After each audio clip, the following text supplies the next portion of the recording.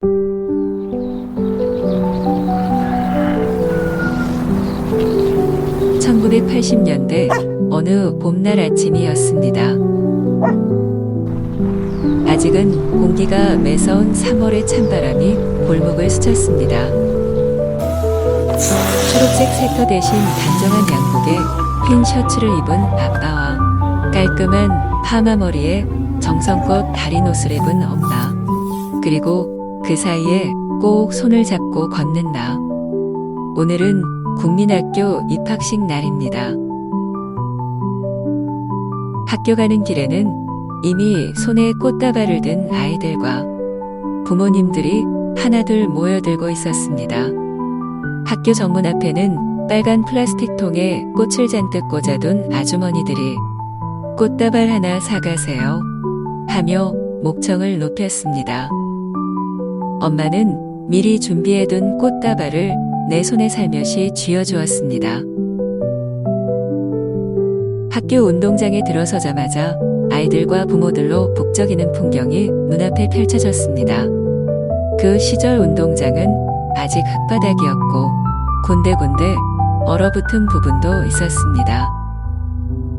운동장 앞쪽에는 거대한 동상들이 줄지어 서 있었습니다.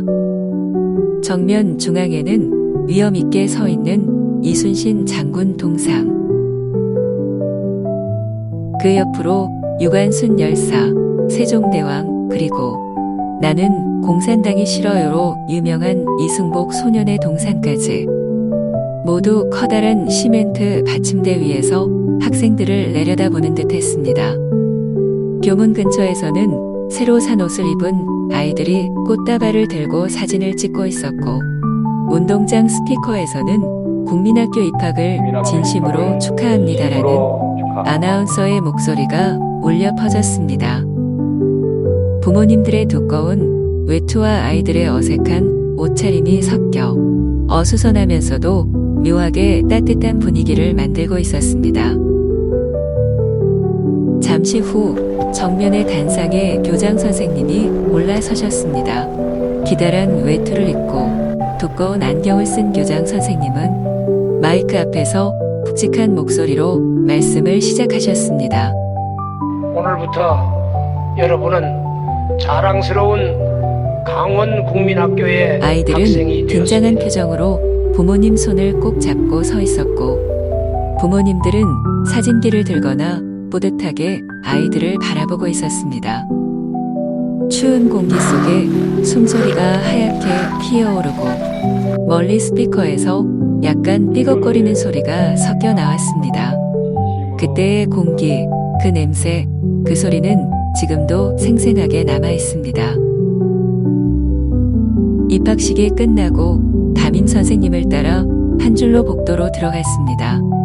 아직 낯설고 길게 느껴지는 나무 복도. 오래된 왁스 냄새와 겨울 동안 닫혀있던 교실에 서늘한 공기가 코끝을 스쳤습니다. 복도 끝 교실 문 앞에는 이름표가 붙어 있었고, 창문 너머로는 봄 햇살이 살짝 비쳤습니다.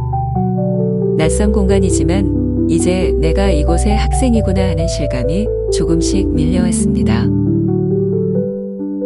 교실 안에는 예쁜 단발머리에 체크무늬 치마를 입은 온화한 인상의 여자 선생님이 서 계셨습니다. 안녕하세요. 오늘부터 우리 반이 되었어요. 반가워요. 그 목소리는 마치 차가운 공기 속에 따뜻한 난로를 켠 것처럼 부드럽고 포근했습니다. 아이들은 얼떨떨한 얼굴로 서로를 바라보았고, 교실 뒤에는 엄마 아빠들이 살짝 미소 지으며 서 있었습니다. 교실 벽에는 손수 만든 색색의 종이꽃 장식과 입학을 축하합니다 현수막이 붙어 있었습니다.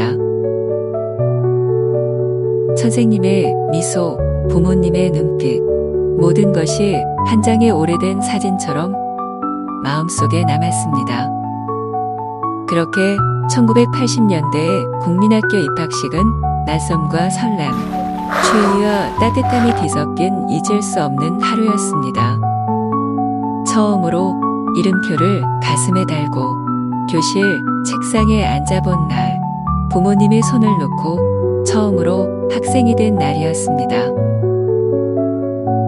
여러분들은 처음 국민학교 입학식 날이 기억나시나요? 그때는 어떤 진한 추억이 있는지 댓글로 남겨주세요.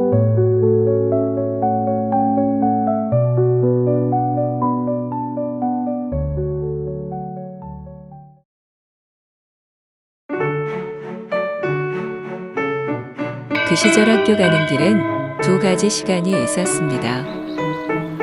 해가 뜨자마자 등교하는 오전 반과 해 질 역까지 공부하던 오후 반, 교실마다 60명이 넘는 아이들로 가득하던 시절, 우리의 하루는 이부제 수업으로 시작됐습니다. 전후 베이비붐 세대가 학교에 들어오면서 교실이 모자랐습니다. 한 반에 60명이 넘는 건 기본이었었고, 교실이 부족해 오전 반과 오후 반으로 나눠 수업을 했었지요. 어떤 날은 아침 7시 30분에 등교해서 점심 전에 끝나고, 어떤 날은 한낮까지 놀다가 오후에 학교에 가기도 했습니다. 오전 반은 아침 일찍 등교해야 해서 힘들었지만 수업이 점심 전에 끝나 하루가 길게 느껴졌습니다. 숙제도 하고 동네 친구들과 해질 때까지 놀 수 있었지요. 오전 반이다 하면 친구들 사이에서도 약간의 우쭐함이 있었던 것 기억나시나요? 오후 반은 오전 내내 놀 수 있어서 좋았지만 막상 수업이 끝나면 벌써 어둑어둑해져 하루가 짧게 느껴졌습니다. 특히 겨울엔 깜깜한 밤길을 걸어 집에 가야 해서 괜히 열심히 공부한 기분이 들곤 했지요. 친구들이 놀고 있는 걸 보다가 혹 학교 갈 시간이다 하며 뛰어나가던 기억 다들 있죠? 오전 반과 오후 반은 교실도 책상도 함께 썼습니다. 내 자리가 따로 없어서 사물함이나 책상 서랍에 물건을 두고 가면 누가 건드렸는지 몰라 속상했던 일 한두 번이 아니었지요. 책상 안에 비닐 쪽지를 넣어두고 긴장했던 기억도 납니다. 어떤 친구들은 서로 쪽지를 주고받으며 보이지 않는 친구가 되기도 했답니다. 12시부터 1시 썰물처럼 빠져나가는 오전반과 밀물처럼 몰려드는 오후반이 엇갈리는 시간. 운동장은 언제나 아이들의 함성으로 가득했습니다.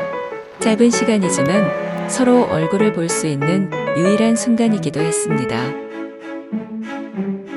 격조, 격월로 오전반과 오후반을 바꾸는 생활 리듬이 바뀔 때마다 적응하느라 힘들었지만 그 모든 순간들이 지금은 따뜻한 추억이 되었습니다. 오전반이 좋았어. 아니야, 오후반이 더 편했지. 여러분은 어느 쪽이었나요?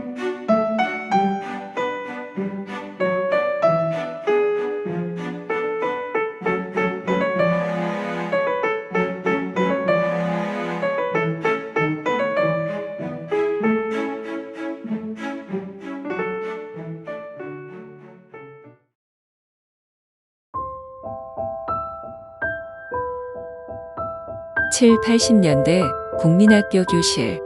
짝꿍과 함께 쓰던 나무 책상 한가운데엔 지금은 사라진 한 줄의 경계선이 있었습니다. 그 선은 단순한 낙서가 아니라 우리의 공간이자 규칙, 그리고 조용한 심리전의 무대였습니다. 그 시절 책상은 둘이서 함께 쓰는 나무 책상이었습니다.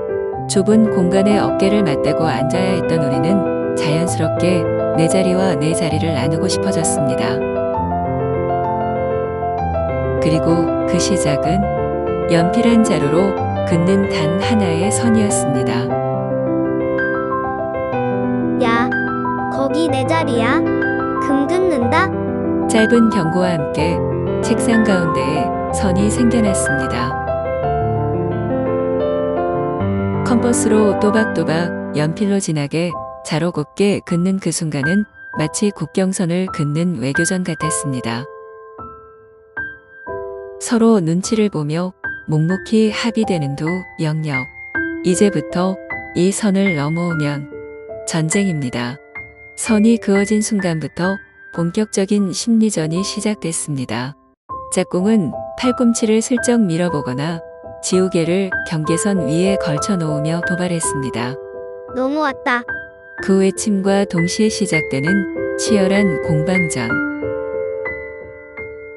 작은 지우개 하나를 두고 벌어지는 국경 분쟁은 교실의 일상이었습니다.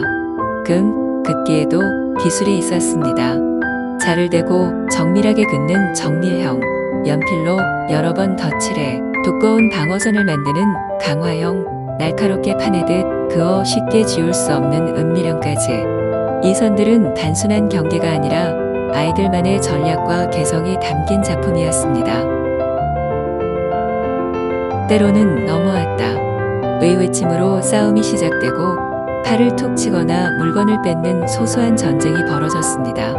그러다 선생님께 혼나거나 친구들의 얘들아, 중재로 둘이 서로 지우개를 잘 들고 지내. 선을 지우며 웃는 순간이 찾아오곤 했죠. 처음엔 진하게 그어졌던 선이 점점 희미해질수록 돌 사이의 거리도 조금씩 가까워졌습니다. 지금 학교에는 더 이상 책상 가운데 금을 긋는 아이들이 없습니다. 하지만 그 얇은 선은 우리 세대가 공간을 나누고 갈등하고 화해하며 자라던 어린 시절의 상징이었습니다. 책상 위에 그어진 한 줄의 금. 그건 단순한 선이 아니라 우리의 어린 날이었습니다.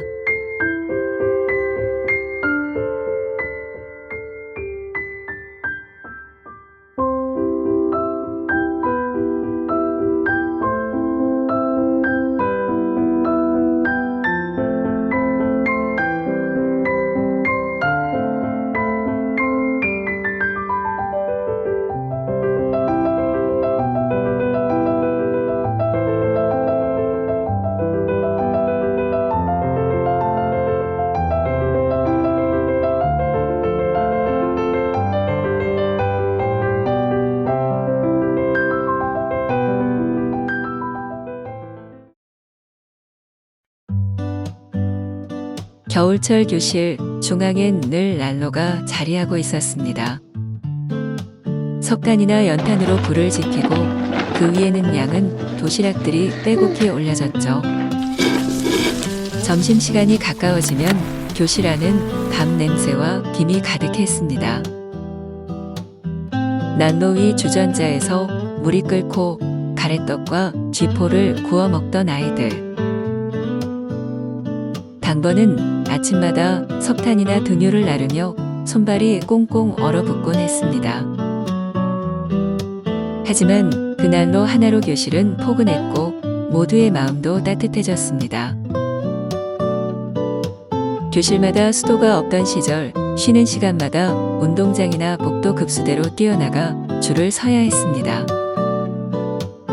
겨울엔 차가운 물에 몸이 움찔하고 키 크고 힘센 친구에게 밀려 제대로 물을 못 마시고 돌아오기도 했죠. 하지만 그 차가운 물 한 모금이 그렇게 달았던 기억 아직도 생생합니다. 지금처럼 볼펜이나 샤프가 흔치 않았던 시절 학생들의 필기 도구는 연필과 지우개가 전부였습니다. 고학년이 되면 잉크 만년필을 쓰는 친구들이 나타나 부러움의 대상이 되었죠. 연필심을 깎는 소리, 지우개 부스러기가 쌓이는 책상, 금 긋기로 나뉜 좌우자리. 그 모든 게 우리 교실의 일상이었습니다. 아침마다 전교생이 운동장에 모여 조회를 했습니다. 수백 명의 아이들이 줄을 맞춰 서고 국기 개양을 바라보며 국민교육헌장을 외우던 시간.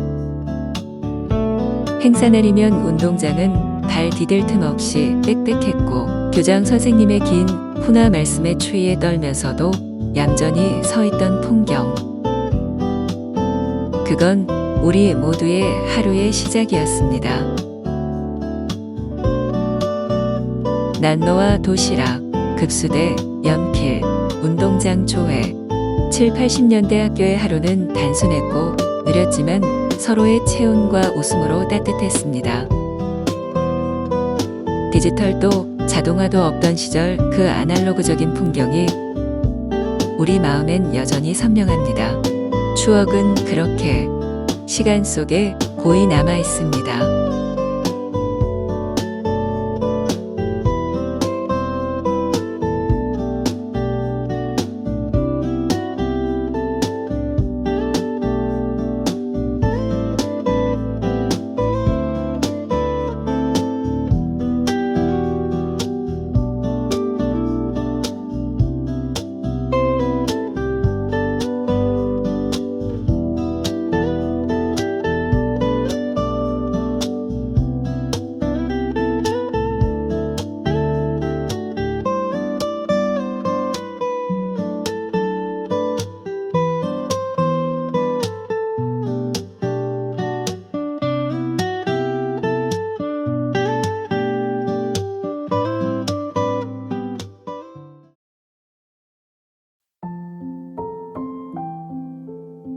7, 80년대 국민학교의 점심시간엔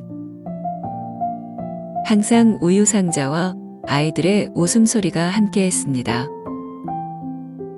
지금처럼 시스템이 잘 갖춰져 있지 않았지만 그 소박한 우유 급식엔 책임감, 경쟁, 그리고 추억이 가득했죠.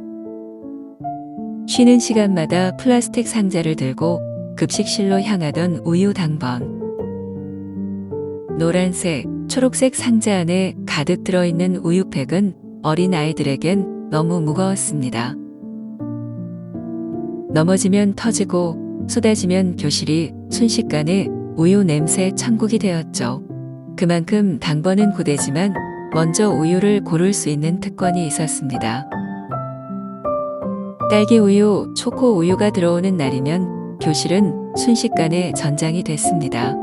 그 시절엔 우유를 마셔야 키가 큰다는 말이 진리였기에 우유를 싫어하는 아이들도 코를 막고 단숨에 들이켰습니다. 여름에는 냉장이 잘 안 돼서 미지근한 우유가 나오기도 했는데 그 특유의 비린내와 온도 때문에 고역이었죠. 반면 가끔 섞여 들어오던 딸기 우유, 초코 우유는 모두의 꿈이었습니다. 눈치 빠른 아이들은 흰 우유를 들고 가공유와 몰래 거래하기도 했습니다. 우유를 다 마신 뒤에도 이야기는 끝나지 않았습니다. 우유팩은 딱지로, 임시 축구공으로, 때로는 미술 재료로 다시 태어났습니다. 학교에서는 깨끗이 씻어 말려서 반납하라는 숙제 아닌 숙제가 있었죠. 팩을 칼로 잘라 헹구고 햇볕에 말리는 것도 작은 일과였습니다. 우유팩 하나로도 놀이가 시작되던 그 시절, 정말 아기자기했죠. 김치, 멸치볶음, 젓갈 반찬과 함께 마시던 우유 한 컵. 지금 생각하면 상상도 안 되는 조합이지만 그 시절 점심시간은 그게 너무나 당연한 풍경이었습니다. 도시락과 우유 냄새가 교실에 가득 퍼지던 그 시간, 모두의 하루가 천천히 흘러가던 점심 풍경이었습니다. 일부 학교에선 경우유가 지급되기도 했습니다. 얇은 알루미늄 뚜껑을 살짝 들쳐 마시는 그 느낌, 아직도 기억나시죠? 그리고 가끔 지급되던 바나나 우유 요플레는 완전한 축제였습니다. 요플레 뚜껑을 핥으며 친구들과 몇 개 받았는지 자랑하던 그날의 설렘. 그건 작은 사치이자 큰 기쁨이었습니다. 7, 80년대 우유 급식은 단순한 영양 보충이 아니었습니다. 당번의 책임감, 친구들과의 거래, 미지근한 우유와의 전쟁, 그리고 소소한 놀이와 웃음까지 그 모든 것이 모여 우리 세대의 점심시간 풍경을 만들었습니다. 우유 한 팩 속에 담긴 그 시절의 시간, 이제는 향수로만 남았지만 그 냄새와 따뜻한 햇살은 아직도 생생합니다.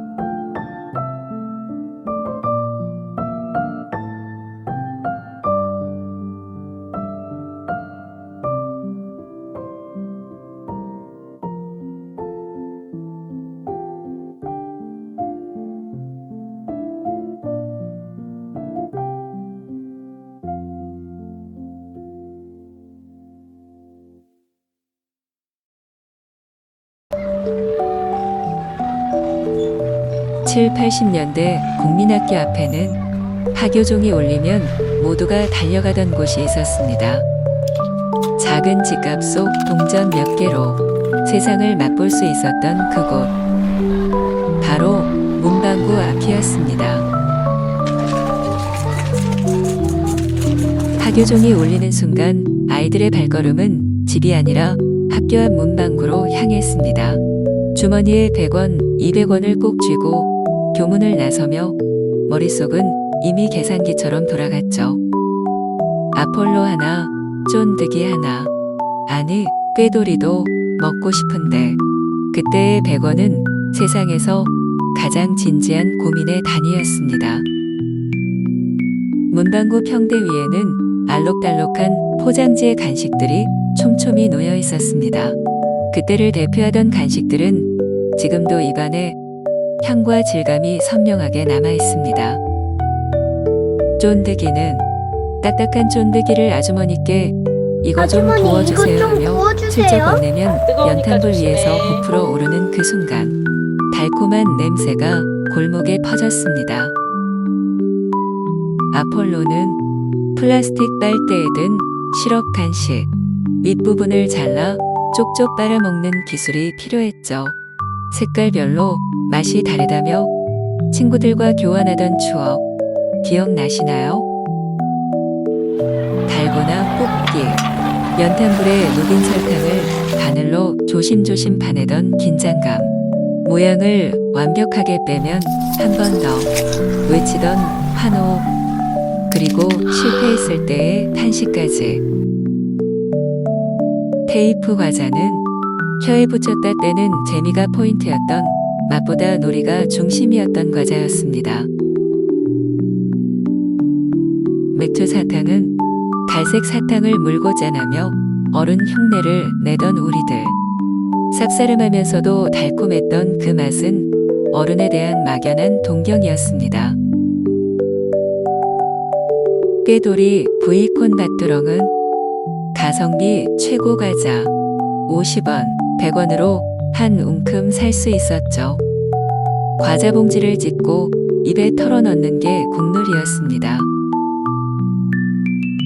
100원, 200원으로 최고의 조합을 만들기 위해 우리는 진지하게 고민했습니다. 아폴로 50원과 쫀득이 50원. 아니면 꾀돌이 사고 덤을 노릴까? 아니, 하나만 더 문방구 주세요. 아주머니께 네, 하나 아주머니 더 하나만 줄게. 더 주세요 하며 귀엽게 흥정하는 것도 중요한 기술이었죠. 그때의 10원, 50원의 가치는 지금의 만원보다 컸습니다. 문방구 간식은 불량식품이라며 부모님이나 선생님께 혼날까봐 우리는 집에 가기 전에 비밀 작전을 펼쳤습니다. 아폴로를 먹고 파래진 혀를 서로 확인하고 입가에 설탕 가루를 슥슥 닦으며 들키지 않게 작전을 실행했죠. 쓰레기 봉투는 교문 밖에 몰래 버리는 것이 국룰이었습니다. 지금의 아이들은 편의점에서 간식을 사 먹지만 그 시절 문방구 앞에는 골목의 정취와 아이들만의 문화가 있었습니다. 작은 동전 몇 개로 펼쳐지던 천국, 친구들과의 웃음, 덤을 얻기 위한 협상, 파래진 네, 하나 혀까지. 더 줄게. 그 모든 순간이 우리 세대의 하굣길을 특별하게 만들었습니다. 그곳은 단순한 문방구가 아니라 우리 세대의 행복한 참새 방앗간이었습니다.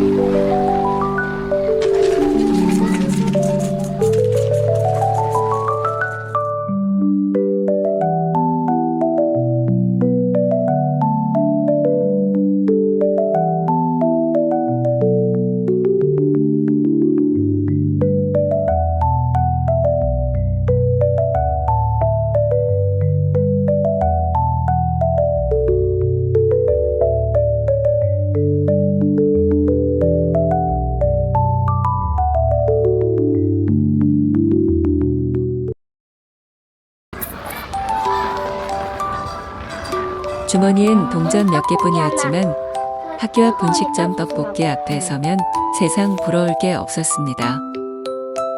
100원, 200원으로도 친구들과 나누던 그 뜨끈하고 달큰한 한 입 그건 단순한 간식이 아니라 우리의 방과 후를 채우던 행복이었죠.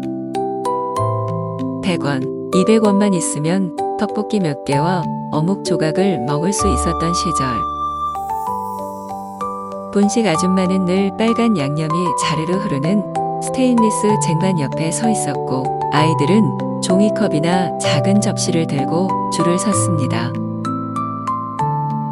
학교 길엔 떡볶이집 앞에 친구들이 옹기종기 모여 하나라도 더 집어먹으려 젓가락 신공을 펼쳤습니다. 요즘의 고급 떡볶이와는 달랐습니다. 주재료는 길쭉한 밀가루 떡, 삼각 어묵, 그리고 대파 몇 줄기.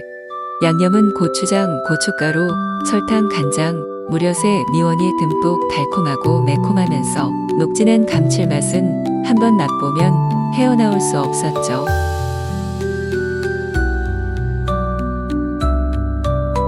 종이컵 바닥에 남은 소스 한 방울까지 젓가락으로 찍어 먹던 기억.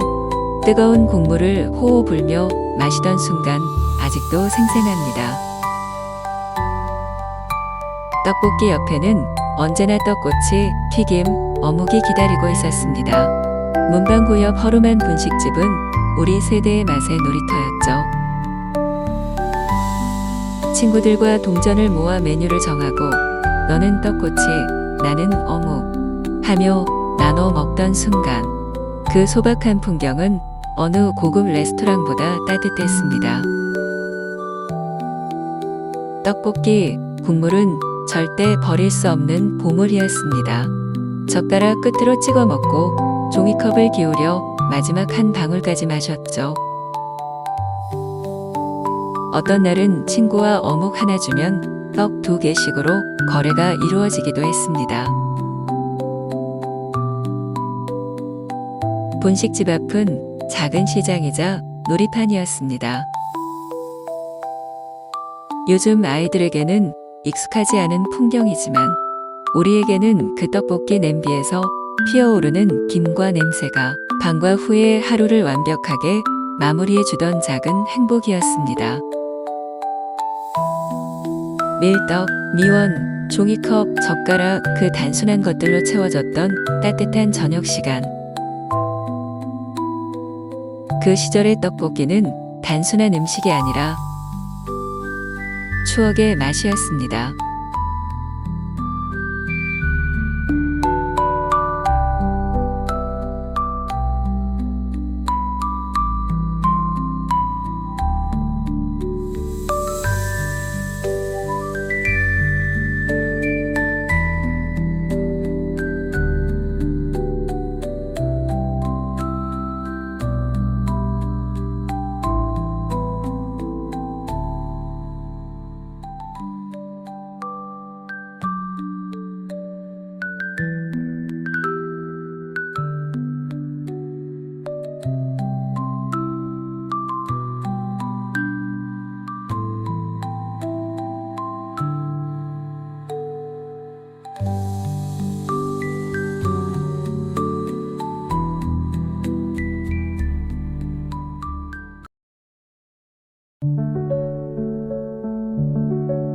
그 시절엔 육성회비 내던 날이 있었습니다. 노란 봉투 안에 들어있는 돈은 단순한 회비가 아니라 아이와 부모의 마음 그리고 시대의 공기가 함께 들어있었죠. 육성회비 봉투는 대부분 노란색이나 갈색 봉투였습니다. 부모님께 미리 받아 가방 안에 넣어두고 아침에 꼭 한 번 더 확인했죠.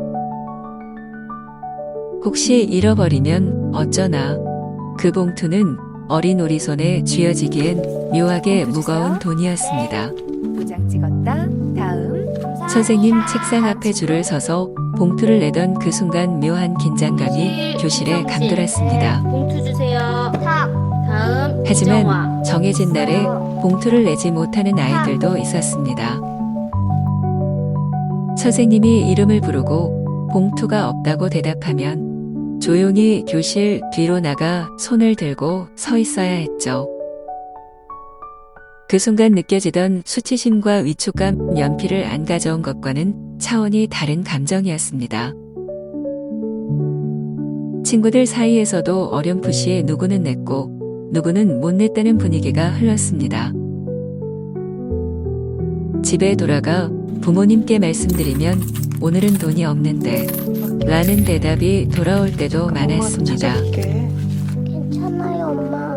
어린 마음에 눈물이 핑 돌고 내일 꼭 가져올게요 하며 선생님께 말해야 했죠.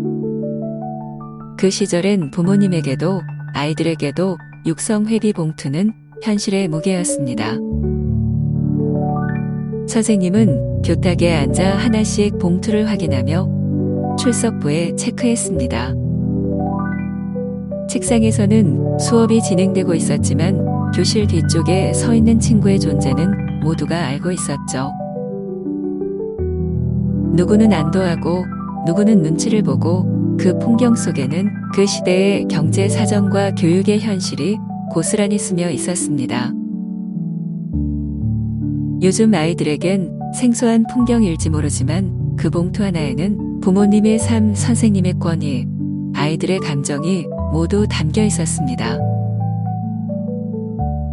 그때의 우리는 돈의 의미와 책임, 그리고 부끄러움과 배려를 자연스레 배워나가고 있었는지도 모릅니다. 노란 봉투 하나로 기억되는 육성회비 내던 날, 그날의 공기, 아직도 잊히지 않습니다.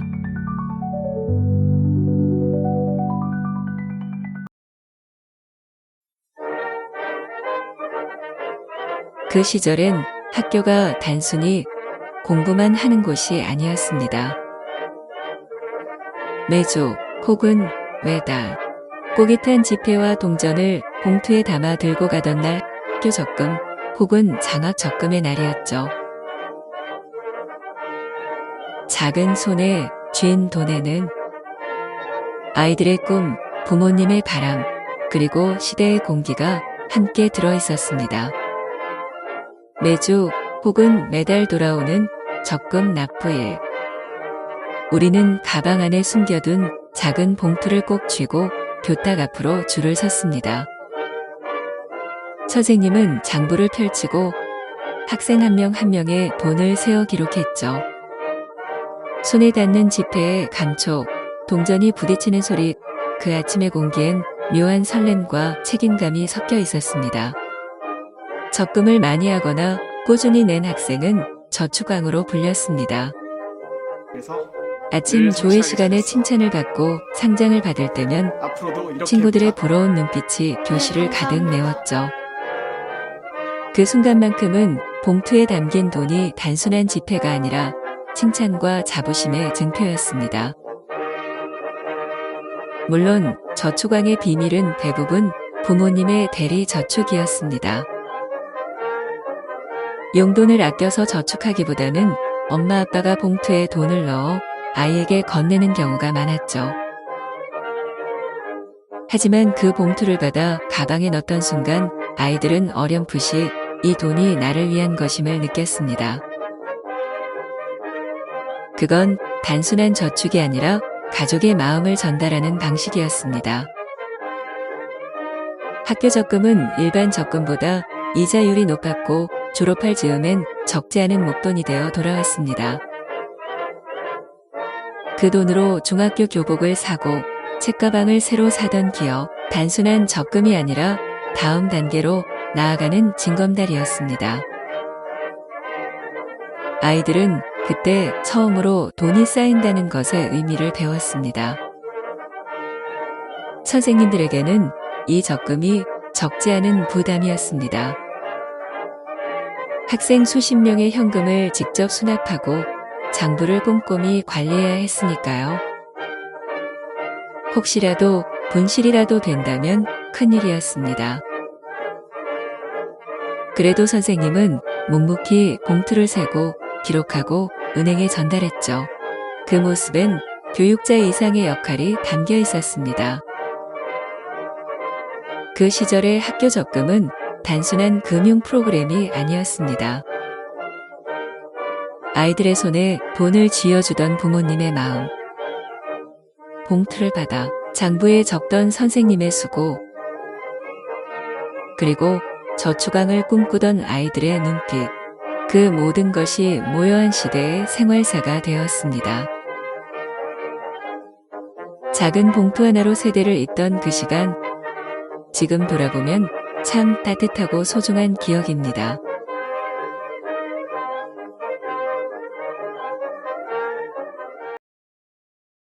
자, 오늘은 봄 햇살이 참 좋지요. 모두 책상 위 정리했나요? 좋아요. 그럼 지난 시간에 배운 내용부터 천천히 복습해 보겠습니다. 칠판 봐요. 스승의 그림자도 밟지 않는다. 7, 80년대 교실엔 호랑이 선생님이 계셨습니다. 무섭고 카리스마 넘치고 때로는 따뜻했던 그 시절 선생님은 아이들의 하루와 인생을 좌우하던 절대적인 존재였습니다. 칠판 위엔 국기가 걸려 있고 교단은 아이들보다 한참 높았습니다. 그 위에서 회초리를 들고 수업을 시작하던 선생님의 모습은 그 자체로 권위였죠. 지각, 숙제 안 해오기, 복장 불량, 수업 패만, 사소한 잘못에도 사랑의 매가 기다리고 있었습니다. 손바닥을 내밀 때 느껴지던 차가운 긴장감, 그리고 미리 손을 비벼 버티는 기술을 쓰던 아이들의 잔꾀까지. 그 시간은 모두에게 잊을 수 없는 통과회였습니다. 그 시절 벌칙은 다양했습니다. 손바닥 맞기, 오리걸음, 토끼뜸, 엎드려 뻗쳐, 의자 들고 서 있기. 운동장에 토끼뜸 줄이 늘어서고 복도에는 팔을 들고 땀을 흘리는 아이들이 있었죠. 가장 무서웠던 건 교탁 앞 무릎 꿇기. 친구들 모두가 지켜보는 앞에서 조용히 수업을 들어야 하는 그 순간은 체벌보다 더 큰 창피함이었습니다. 요즘 아이들에게는 낯설지만 그때는 학교의 일상이었습니다. 복장과 머리 모양까지 철저히 단속하던 시절. 남학생의 머리가 조금만 길어도 즉석 가위질이 이어졌습니다. 한 명이 잘못하면 반 전체가 오리걸음을 하거나 운동장에 나가 벌을 받는 연대 책임도 흔했습니다. 바른 생활을 강조하며 국민교육 헌장을 외우고 예절과 규율을 주입받던 교실. 지금 생각하면 숨이 턱 막히지만 당시에는 당연한 풍경이었습니다. 하지만 진짜 호랑이만은 아니었습니다. 겉으로는 호통치고 회초리를 들었지만 속으로는 누구보다 아이들을 아끼던 분들이었습니다. 형편이 어려운 아이의 도시락에 반찬을 얹어주고 몰래 학용품을 챙겨주는 선생님들. 그 모습은 마치 드라마 호랑이 선생님 속 주인공처럼 무섭지만 따뜻했습니다. 우리 세대에게 호랑이 선생님은 가장 무서우면서도 가장 존경스러운 존재였습니다. 엄격한 훈육 속에서도 아이들은 꾀를 냈습니다. 숙제를 몰래 베끼거나 검사 순서를 피하기 위해 줄을 조정하고 선생님의 눈치를 보며 조용히 고개를 숙이던 시간들. 그때의 교실엔 늘 긴장감과 눈치 싸움이 흐르고 있었습니다. 지금은 사라진 풍경이지만 7, 80년대의 교실엔 선생님과 학생 사이에 두려움, 존경, 애정이 모두 공존했습니다. 높은 교단과 회초리, 엄격한 규율 속에서 우리는 자랐고 그 시간은 우리 세대의 뼈속 깊이 새겨진 학교의 풍경으로 남아 있습니다.